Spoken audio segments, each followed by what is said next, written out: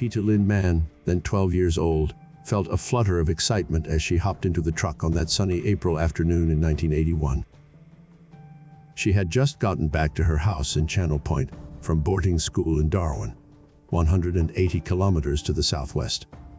She was about to embark on a drive across the lush, tropical countryside. Pigs, buffalo, crocodiles, and a wide variety of birds were only some of the other inhabitants of the region. Her Zimbabwean-born parents, Robert and Wendy Mann, established a hunting and photography safari business there. When the Manns went on vacation, their 23-year-old business partner, Hilton Graham, was in charge of looking after Peta-Lynn. Peta-Lynn and Graham had a wonderful friendship, and Graham had arranged a special outing as a surprise for her. As he started the truck and went down the track towards Palm Springs, a site 20 kilometers distant and practically cut off by swamp, he said, "We'll shoot a pig for barbecue out on the island." However, although being referred to as the island, this area was actually only separated from the rest of the land by a thin strip. They stopped in a clearing shaded by a banyan tree, not far from where they kept an airboat. The propellers of these big, flat-bottomed boats are mounted high above the waterline, which lets them move easily through reeds and shallow water. Graham, who was tall and muscular, slammed it into the mud-brown marsh waters. He threw his gun over his back, held the boat steady until Peta-Lynn got aboard, and then pushed clear. He nosed his way around the island on low throttle, hoping to surprise and shoot a pig in the forest of paperbark trees and creepers. Peta-Lynn hunkered in the bow, her gaze fixed on the deep foliage, barely daring to speak beyond a whisper. At approximately 5:30 p.m., the boat came aground in the shallows. Graham unhooked his gun and climbed overboard to push the airboat into deeper water. As he did so, his gun slid from its holster and dropped into the marsh. Graham knelt on the muddy bottom, feeling around because the water had barely reached his calves. "I'll tie up the boat and help you," Peta-Lynn responded, leaping out and wading a few meters to the shore. Splash! The abrupt sound in the water behind Graham shocked him. When he turned around, he found himself gazing down the neck of a roughly 4-meter-long crocodile, its jaws gaping like a big trap. Its bristling rows of rapier-like fangs snapped together as he lifted his left arm in defense. A scorching sensation of pain shot up Graham's arm. The crocodile, which had its jaws firmly clamped on Graham's arm, started to turn around, but it eventually let go for some reason. Graham let out a scream of agony. "Help! Peta! Peta!" he yelled to the young girl who was standing on the shore. She just stood there, frozen in shock. A despairing thought flashed through Graham's mind. What could a little girl do anyway?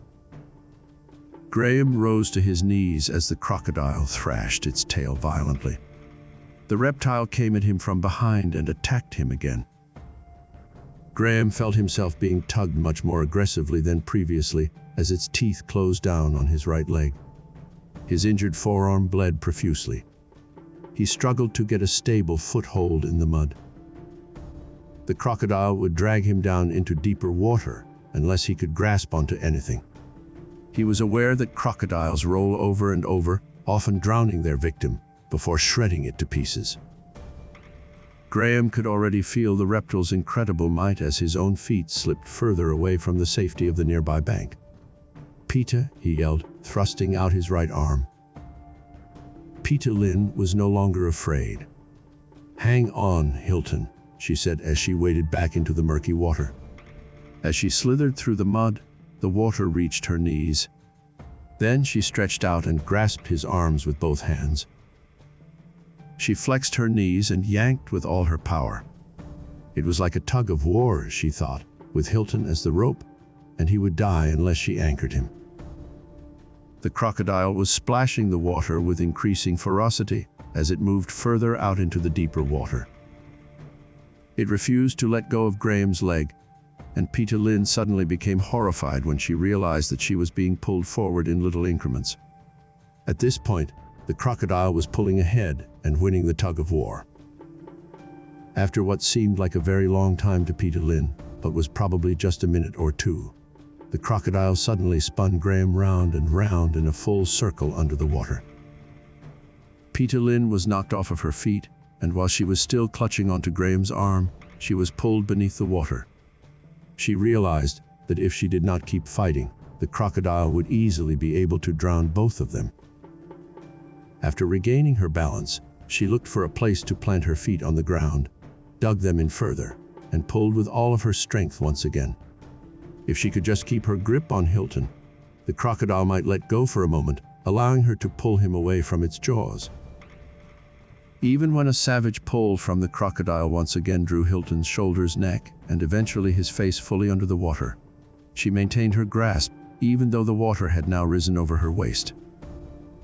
Peta-Lynn had seen the despair all over his face, and she was afraid that she had lost him.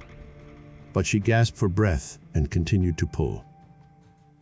The crocodile suddenly stopped rolling. Peta-Lynn felt herself falling backwards into the marsh, pulling Hilton with her. His head breached on the surface, and he sputtered, panting for air. The crocodile still had a grip on him, but a few steps from shore, it let go and slid back into the depths. Peta-Lynn yanked violently on Graham's arm. Stunned, he stumbled out, his face deathly white and expressionless. His arm and thigh were gushing with blood. They had just gone 2 steps when the crocodile swam back through the water with a loud splash. It snapped violently at Graham's right buttock, shredding the skin through his khaki trousers. But as Peta-Lynn tugged hard, the big reptile let go and tumbled back. The water was stained with blood as the beast waited, its eyes above the surface, staring. Peta-Lynn guided Graham up the bank to a tree about 50 meters away, far enough, she thought, for the crocodile not to strike again. Graham could hardly move due to shock and blood loss. Peta-Lynn propped him up against a tree trunk. His shirt was shredded from shoulder to sleeve, and his pants were ripped to pieces. "Wait here and I'll go to the car," she said. She ran 2 kilometers down the bush path before crossing open countryside to her car. Fortunately, Graham had taught her to drive in the country when she was 8 years old. She quickly started the car and drove back as fast as she could through the rugged terrain. When she saw Graham, he was limping towards the truck. She jumped out and helped him into the passenger seat. He lay on his left side, his injured leg and buttock on top, his lacerated left arm hanging limply at his side. It was 6:05 p.m. and becoming dark when they headed out towards Channel Point. Graham passed out a few hundred meters up the track. Peta-Lynn wondered if she should stop. She shook him. Graham moaned, and the girl said, "You're not going to die on me, are you?" Graham grunted an inaudible response before passing out again. He started to moan just before they arrived at Channel Point. "Don't die, Hilton," Peta-Lynn sobbed. Her desperate plea reached him. Graham summoned all of his strength and replied, "The hell I will." There was no one at Channel Point, so Graham dragged himself to the radio and called Weltree Homestead, which was 70 kilometers away. "I've been badly mauled by a croc, and I need to get to the hospital," he explained. "Peta will take me to Darwin. Please send someone from LaBelle to meet us."